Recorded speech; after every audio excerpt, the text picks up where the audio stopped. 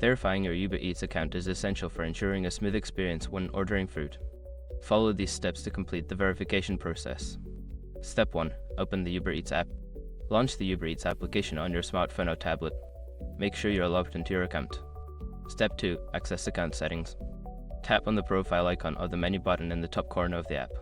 From the menu, select Account to access your account settings. Step 3. Find verification options. Scroll through the account settings until you find the verification or identity verification section. This is where you can initiate the verification process. Step 4. Provide required information. Follow the prompts to enter any necessary information such as your phone number or email address. You may also need to upload a form of identification if required. Step 5. Confirm verification. Once you have submitted the required information, check your email or phone for a confirmation message from Uber Eats. Follow any additional instructions provided to complete the verification. After completing these steps, your Uber Eats account should be verified. If you encounter any issues, consider reaching out to Uber Eats customer support for assistance.